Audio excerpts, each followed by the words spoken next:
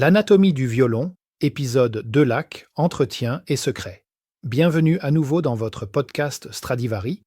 Ravi de vous retrouver pour notre voyage acoustique à travers le monde fascinant des instruments à cordes.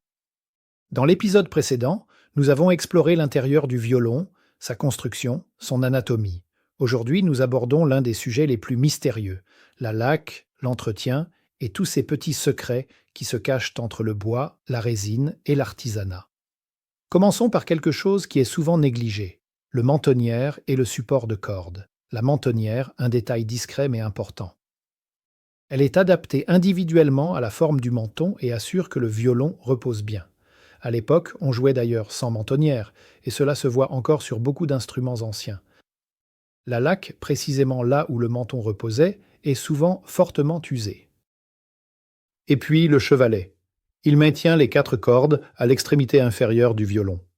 Il est fixé au bouton de fin, qui tient seul grâce à la tension dans le bois, sans colle. Une petite merveille technique, qui garantit que tout reste en place. Et puis ça continue, avec les fine-tuners, les rainures du chevalet, et bien sûr, l'entretien. Les fine-tuners en acier inoxydable ou en titane sont minuscules, mais essentiels. Ils permettent un accordage précis, généralement uniquement pour la corde mi. Mais attention, des rainures du chevalet trop profondes peuvent freiner la vibration, et on l'entend immédiatement. Entretien ? L'entretien est la clé de tout. L'humidité et les variations de température sont dangereuses. Elles peuvent faire craquer les planchers ou les plafonds.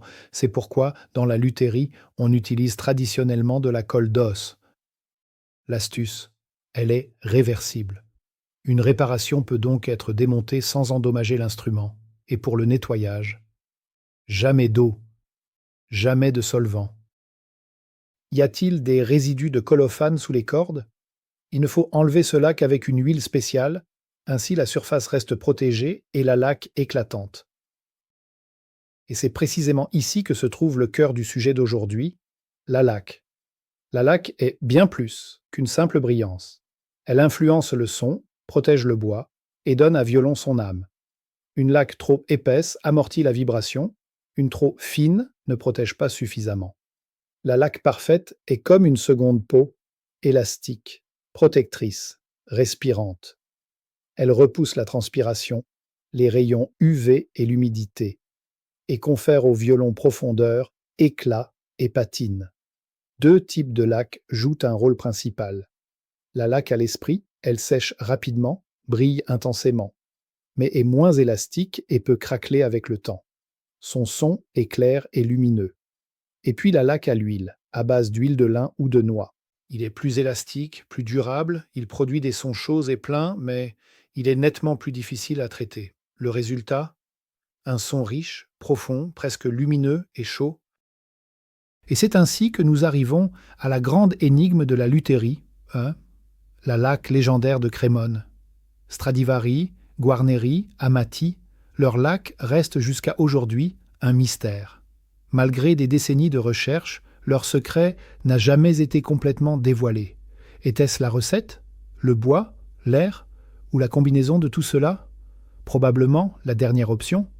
Ces laques sont particulièrement translucides, élastiques, sonores, presque parfaites.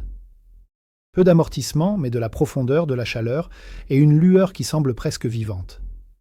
Dans les prochains épisodes, ça continue. Par exemple avec l'archet, la deuxième voix du violon.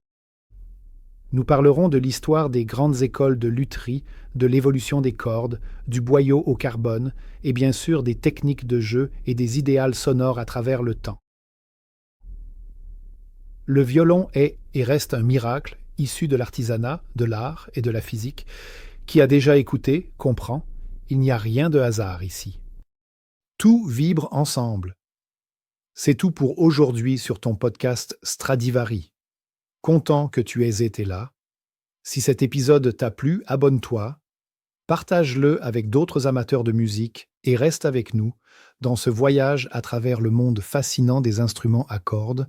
À la prochaine, reste curieux. On se retrouve.